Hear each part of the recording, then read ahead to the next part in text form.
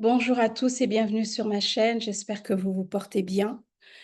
Je viens à vous aujourd'hui pour pouvoir parler un peu de ce qui se passe, de ce qui s'en vient par rapport aux nouvelles dans le monde. La semaine passée, le secrétaire de la guerre ou défense, c'était avant la défense, maintenant c'est la guerre, Pete Hegseth, il a convoqué tous les généraux militaires du monde entier en Virginie. Ils ont réunion aujourd'hui, mardi le 30 septembre. Donc, il avait demandé à tous de venir donc, physiquement. Donc, d'après les informations des vétérans, des anciens secrétaires de la Défense, ils disent que c'est une première. Ça ne s'est jamais passé auparavant ou quand il y a eu effectivement des réunions d'urgence, ça pouvait être aussi en visio. Donc, on ne se faisait pas déplacer spécialement les gens. On parle beaucoup en ce moment parce que, bien entendu, suite à cette annonce, beaucoup de gens commencent à se poser des questions, qu'est-ce qui se passe, etc. Autant des vétérans, des sénateurs ou quoi que ce soit, pour savoir exactement qu'est-ce qui se passe. On parle beaucoup de la guerre Ukraine-Russie. Euh, les NATO, comment dire, donc les Nations Unies, je suis désolée, mais j'ai perdu le mot en français. L'OTAN, pardon, excusez-moi, l'OTAN, oh là là, euh, qui, euh, qui sont en train de préparer en fait quelque chose dans ce sens-là, si la Russie passe de ce côté-là ou quelque chose comme ça. J'ai vu les titres, mais je n'ai pas été en détail. Donc, on parle beaucoup de ça. On parle de la Troisième Guerre mondiale, on parle de 3I Atlas, dont je vous ai parlé dans la vidéo précédente, qui s'approche de plus en plus de la Terre. Donc, il y a beaucoup de spéculations par rapport à ça, mais on n'en saura pas plus avant que justement la réunion ait eu lieu et qu'eux-mêmes décident de nous en dire un peu plus. Donc, ça, c'est au sujet donc, des nouvelles par rapport à ça. Donc, beaucoup sont en train de se dire que ça peut être le IBS que nous attendons, c'est-à-dire que nous approchons en fait les révélations. Pourquoi ils en parlent? Parce qu'on a parlé de... Bon, tout d'abord, on parle aussi de Medbed que je vais vous mentionner. Comme vous pouvez voir, il y a beaucoup de choses qui se passent partout dans le monde. En France, l'ancien président Sarkozy qui a été condamné en prison euh, par rapport à la Libye. Il y a aussi des manifestations aux États-Unis, Chicago, Portland, une église qui a été enflammée. Je pense en Angleterre aussi. Il y a aussi des manifestations à cause de l'identité digitale qu'on demande. Euh, ou d'autres. Il y en a vraiment partout. Donc, il y a pas mal de choses qui se passent. Il y a des banques, apparemment au Vietnam, il y a 800 000 comptes bancaires qui ont été fermés. Ça a à voir avec le nouveau système financier qui est en train de se mettre en place. Donc, on est en train de nettoyer tous ceux qui n'ont pas avoir leur place. Donc, il y a ce côté-là. Il y a aussi, on parle beaucoup de la mort de Charlie Kirk. Beaucoup de personnes qui commencent un peu à décortiquer la manière dont ça s'est passé, parce qu'il y en a qui disent qu'il y a des endroits, des vidéos, des photos où on ne voit pas de sang. On a démonté l'endroit où ça s'est passé, alors que c'est supposé être une scène de crime. On a démonté cet endroit rapidement et il y avait une trappe en fait qui menait au sous-sol qui était assez visible. Donc, beaucoup de gens sont en train d'analyser tout ça, d'essayer de comprendre, mais est-ce que c'était une opération pour réveiller les gens? C'est une question qui est encore là. Et puis aussi, je pense que le fait que sa femme, le comportement de sa femme, en fait, a suscité beaucoup d'interrogations, beaucoup de commentaires, surtout chez les femmes, parce qu'elle se dit être le féminisme, c'est la femme qui représente un peu tout le monde. Et les femmes américaines n'ont pas trouvé que c'était le cas parce qu'ils ont trouvé pas mal de points qui ne ressemblaient pas à une femme normale qui va au travail, qui a des enfants, qui a son ménage, qui a tous ces trucs-là. Moi, je n'ai pas voulu vraiment suivre ça quand il est décédé parce que pour moi, je me suis dit, ça sonne un peu comme, on appelle ça un faux drapeau, false flag. Ça doit être une opération pour autre chose. D'autant plus que maintenant, on découvre que le film Snake Eye, l'œil du serpent avec Nicolas Cage, c'est exactement ce qui s'est passé avec Charlie Kirk. Ce film a été en visu. On pouvait le voir en 1998, donc ça fait très longtemps. Et il y a aussi un autre point qu'on a constaté, c'est que sur Amazon, quand je dis on, c'est-à-dire que j'ai trouvé les informations, je suis allée regarder. Sur Amazon, il y avait un livre intitulé La mort de Charlie Kirk qui était déjà sur Amazon le 9 septembre et lui, il est décédé le 10 septembre. Donc, il y a pas mal de points comme ça qui fait que les gens questionnent la mort de Charlie Kirk. Pourquoi avoir monté tout ça? Et puis, sa femme qui fait le jour de sa mort, je crois que c'est dans je ne sais pas si c'est dans un amphithéâtre ou quoi, mais les gens disent que ça ressemblait pas à un enterrement et que elle a fait un signe satanique sur scène. Il y a des photos, il y a des vidéos, tout est sur le net. Et il y a un site aussi, je ne sais pas si c'est une secte ou quoi, qui mentionnait que elle leur appartenait en fait. Donc, ça fait beaucoup, on en parle beaucoup. Moi, je pense que c'est sûr que la meilleure chose qu'on dit le point positif qui en sort de tout ça, c'est que beaucoup de gens se sont tournés vers Dieu après la mort de Charlie Kirk. Beaucoup de gens se sont retournés vers Dieu. Donc, dans leur croyance, ils ont fait un étape, c'est le point positif. Mais le reste, beaucoup de gens continuent à questionner, à investiguer par rapport à ça.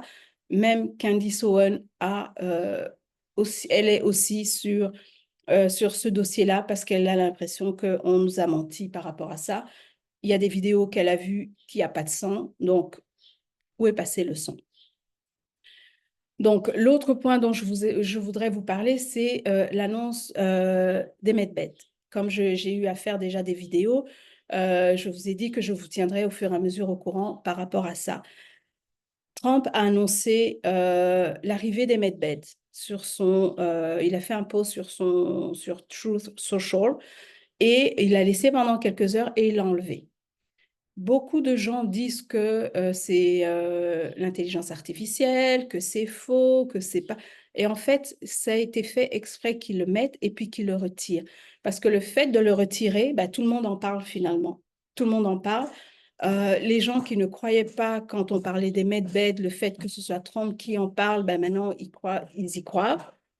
Et Sky Prince, qui a rechangé. Donc, elle était Sky Prince, elle avait changé son nom pour Carrie Ann. Elle avait repris son nom. Et puis là, on lui a redemandé de reprendre Sky Prince parce qu'elle est connue, beaucoup de gens la connaissent avec ce nom-là. Elle a fait une vidéo pour confirmer qu'effectivement, ça, c'était l'annonce que les medbeds arrivent. Et elle mentionne bien qu'il ne faut pas acheter de cartes, il ne faut pas, parce que Trump a parlé de cartes, mais en fait, c'est aussi pour démanteler les gens qui veulent faire payer, qui vont vous dire, oui, vous devez acheter une carte pour pouvoir y aller, etc. Les medbeds, c'est gratuit, que vous avez des examens à faire, que vous avez un transport à prendre parce que c'est loin de là où vous habitez, le centre ou quoi que ce soit, vous ne payez rien. Vous ne payez rien, c'est gratuit, tout est compris. Les medbeds, c'est autant pour les êtres humains que pour les animaux. Donc, Sky Prince a expliqué donc qu'à partir du moment où Trump a fait l'annonce, dans 6 à 8 semaines, elle fera sa procédure de Medbed. Bien entendu, comme elle a toujours dit et je vous l'ai mentionné, c'est qu'avant qu'elle fasse sa procédure de Medbed, il doit avoir la réévaluation des devises, donc les centres de rédemption qui seront ouverts pour accueillir les personnes qui ont des devises à échanger pour un projet humanitaire. Donc, il y a, que je répète, il y a le dong, il y a donc la devise vietnamienne, le Zimbabwe et le dinar. Donc, une fois que ça sera fait, il y aura Sky Prince va faire sa procédure de Medbed. Elle, c'est dans à peu près 6 à 8 semaines. Ça veut dire qu'avant ça, il y aura le changement des devises qui vont se faire parce que de toute façon, dans les projets humanitaires, il y a aussi des personnes qui ont des projets pour les centres de guérison, etc. Et donc, ces fonds-là vont aider les gens à aller faire leurs soins de Medbed. C'est pour ça que c'est gratuit, parce que ces fonds-là vont couvrir les différents centres qu'il y a, parce que ces gens-là doivent payer leur personnel, l'endroit, etc. Donc, excusez-moi, ça, c'est les nouvelles pour le Medbed. Quand elle va faire sa procédure, normalement, elle doit arriver la veille au soir et la journée, donc elle va faire sa procédure. Quand ça sera fini, sur l'écran, il y aura la liste des pays par ordre alphabétique avec le numéro de téléphone pour que vous puissiez appeler pour prendre votre rendez-vous. Je l'avais mentionné, mais pour les nouveaux abonnés qui n'ont pas vu la vidéo, donc la liste, ça va commencer par Afghanistan et ça va se terminer par Zimbabwe avec le numéro de téléphone pour que vous puissiez appeler pour prendre votre rendez-vous. Donc, ça, c'est au sujet des Medbeds. Comme vous voyez, nous nous approchons du changement mondial qui doit arriver. Parce qu'à partir du moment où on fait l'annonce des Medbeds, il y a beaucoup de choses qui doivent arriver avant. D'où la réévaluation des devises. Et il faut savoir que quand on va faire la réévaluation des devises, c'est aussi le moment où tout le système financier va crasher, va s'écrouler. En fait, tout va s'écrouler et c'est là que les choses vont commencer à se passer. Donc, c'est ce que je voulais partager avec vous. Et je pense que j'ai parlé aussi du 3i Atlas, que les gens pensent que c'est effectivement des extraterrestres qui veulent venir, etc. Mais plus le côté négatif. Ne restez pas dans cette énergie de peur, mais plutôt là, c'est vraiment le moment de rester positif, de rester ancré, comme je vous l'ai toujours mentionné. Si vous pensez parce que là, franchement, je dois vous dire que les informations viennent à grande dose. C'est vraiment, comme on dit, une douche qui est en train d'arriver. Ça vient dans tous les sens, surtout avec la semaine de l'Assemblée des Nations Unies. Il y a beaucoup de choses qui sont en train de sortir. Donc, si c'est trop, n'oubliez pas, déconnectez-vous de Internet, de votre téléphone, allez prendre une marche dans la nature, euh, avec les arbres, histoire de vous aérer. Parce que ce qui s'en vient avec toutes ces informations, vous aurez besoin de votre force, vous aurez besoin de votre énergie et donc essayez le plus possible de vous ancrer, de rester aligné, de vous déconnecter si vous semblez ou si vous trouvez que c'est trop. Et donc voilà, c'est ce que je voulais partager avec vous. On y arrive, on y est et surtout, tenez bon. Je ferai, s'il y a autre chose par rapport justement à la réunion d'aujourd'hui que je pense qu'il est important de partager, je le ferai. Je trouve ça dommage un peu qu'il n'y ait pas beaucoup d'informations en français, mais ce que j'ai constaté aussi, c'est qu'il y a beaucoup de Français qui commencent à parler de ce qui se passe. Ils traduisent un peu ce qui est en anglais. J'ai découvert aussi, c'est aussi par rapport à travers un Français que vous avez été manipulé par rapport à l'Ukraine, c'est-à-dire qu'il a découvert pourquoi votre facture de gaz avait augmenté.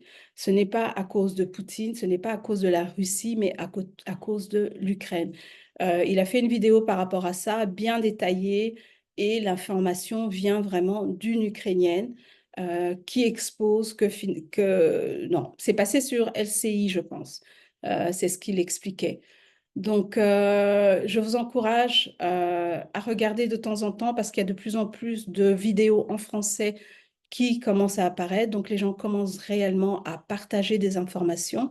Je suis contente parce que, voilà, tout est en anglais. Il y a plus en anglais et je trouve ça des fois un peu dommage. Mais vous pouvez trouver aussi des informations en français. Donc voilà, c'est ce que je voulais partager avec vous. Je vous souhaite de passer une bonne journée, une agréable après-midi ou soirée là où vous êtes et surtout, surtout, restez centrés et euh, ne soyez pas dans la peur. Ne vivez pas dans cette énergie de peur que les médias essayent de propager. Je vous dis à très bientôt et prenez soin de vous.